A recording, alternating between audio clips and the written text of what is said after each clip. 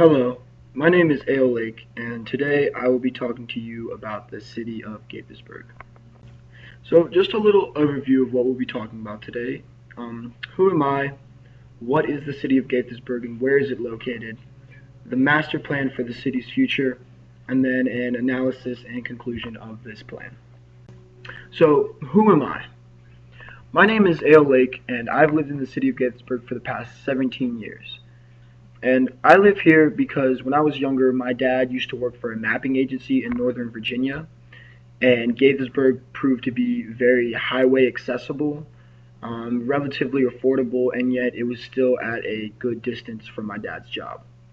Another reason why I live here is because it's a pleasant area to live in, but also the school system here is great. So, just a little bit about the city of Gaithersburg. Before it was a city, it was a town. And then on April 5th, 1878, it officially became the city of Gaithersburg. And as of January 2015, the current estimated population is 66,360. It's a lot more than I would have initially thought. And in 2013, it was recorded that the city's total revenues were 57.7 million, and that's quite a large sum. As far as location goes, if you just look on the top left here, Gaithersburg is located northwest of Washington, D.C. This means we're D.C.'s suburbs area. So, moving forward, it is now time to look at the city's plan for the future. And this plan is called the Master Plan. And every 6 years, the plan is reviewed, and if changes are necessary, changes are made. Now, the master plan has been around since 1997, which is really pleasing to find out because this means that the city of Gaithersburg has been making efforts towards a sustainable future for quite a while now. So you might find yourself asking, who's in charge of these revisions and creations of the master plan?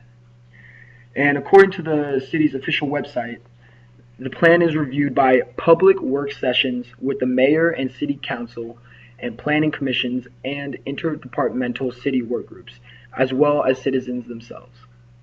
Now, when I say citizens themselves, I truly do mean citizens themselves. Once the mayor and city council and the various groups have finished their work, they then take the revised master plan and place it for public opinion in City Hall for 60 days. At this time, individuals and businesses can come and voice their opinions or dislikes about the master plan. Now, the plan is split up into 12 visions.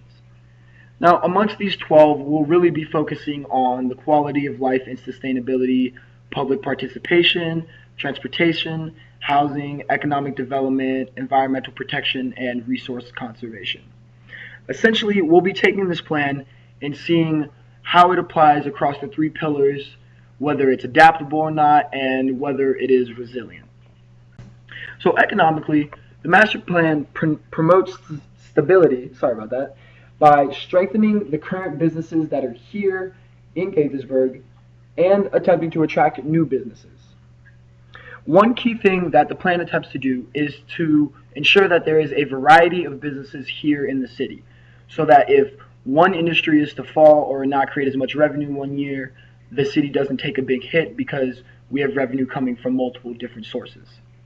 And this seems to be working fairly well because if you remember in 2013, the city earned roughly $57 million. Socially, the master plan promotes sustainability quite well. They really try to encourage participation in city affairs, so whether that be voting or even reviewing the master plan when the time comes.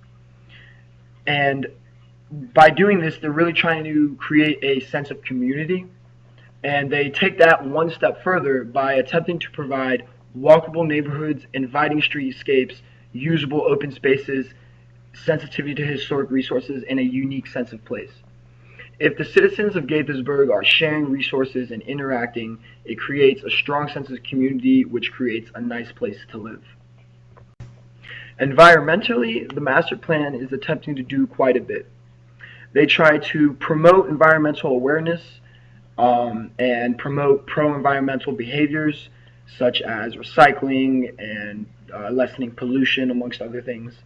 But taking it one step further from just awareness, the plan actually attempts to promote, enhance, and monitor our natural and built environment to support a sustainable quality of life.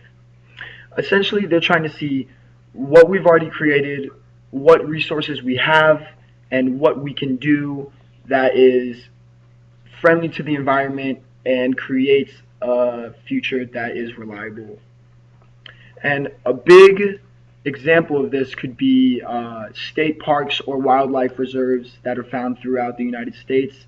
And personally, from living in the city of Gaithersburg, I've seen several state parks located here.